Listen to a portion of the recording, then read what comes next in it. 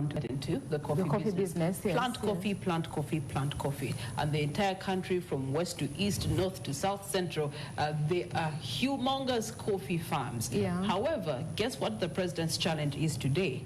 We have so many coffee farmers. We have so much coffee on the market, so much that a one Pinetti is willing to come and dictate that, give me all your raw material, and then I process it and sell it at a good price on the international market. And imagine if we had actually put up processing plants at the time of advocating for coffee, we would be very competitive on the world market, that we wouldn't have to deal with Pinettis. And please, Priscilla, let me give you this example. The economists have a debate on demand-based supply, and then also supply that is based on demand.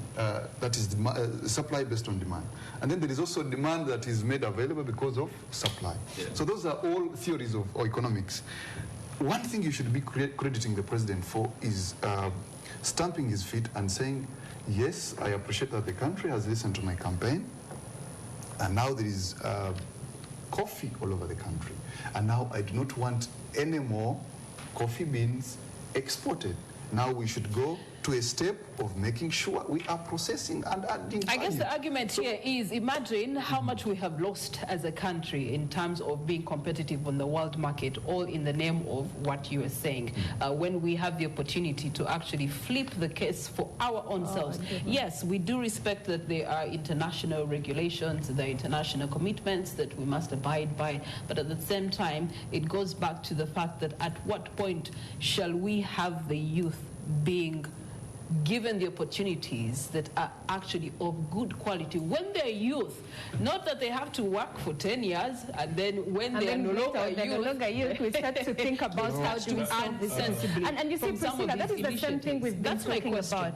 Just like even the labor exploitation. We have so many young people that are being taken to the UAE, but they're educated with, there's engineers, they have earned the skills, they have done everything, but because we did not prepare for them, we are now exporting them to go and work as maids. We're exporting them to go and work as security officers. But I do believe that if by the time we educated these young people to be skilled, workers, we would have labor exploitation, labor exploitation policy, that even when we send our people to Dubai, even when we send them, we still have control over them and what they're actually going to do. But you waited until they were now educated and you had nothing to do with them. We close so now they're going out to I want to comment on these things briefly. Yeah. The coffee conversation, there is no way government would promote the growing of coffee at that same time come up with factories. What do you mean there is no way? What do you mean there is no way? Coffee takes...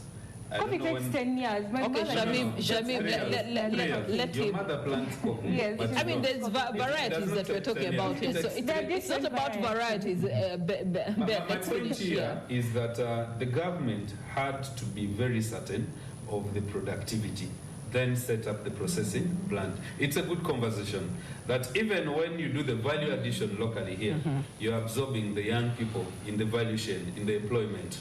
And we are all rooting for that. Yeah. The issue of taking our labor to UAE, labor export, allow me to comment on this.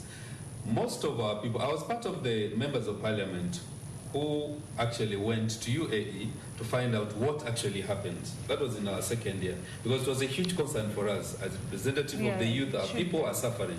Now, surprisingly, what we found out there was that the bulk of the people who are actually facing issues used Panya route. They went there on temporary visa. Temporary visa. Now, I get temporary visa as a visitor to go there, which is like 6 months. I reach there, then I start looking for the job. The bulk of our people who follow the government guideline set at the means of gender are actually in meaningful engagement. But also, I want us to bring out successful stories. Currently, the gentleman heading the finance of the leading telecom company in the UAE is actually Ugandan.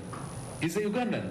So whereas we have our people, isolated people who did not follow the due process. We have isolated people who are successful and the majority are not. Right. Really. It is the other way around. The majority is not going to end right here.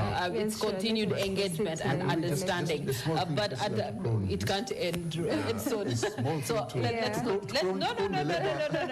move to elections. Let's move to elections. Bernard, I would like to know, you have been a leader for the young people. What are some of the challenges? Of course, now we see labor absorption being one of those challenges. What are some of the other consistent challenges that we are seeing young people being faced with today? A lot of it, thank you, Priscilla. I started my leadership from down here in Namuongo, in the ghettos there. And my leadership came from what I was doing in that society. Born in Mulanda, came here to survive. After senior 4 no fees, and you want to survive in the city. So we started waste management here. That was when I actually learned of the NYC that my brother Edson has talked about. I left my village without knowing the issue of NYC, National Youth Council. And this speaks to the core of our population. Most of them actually don't know about these positions.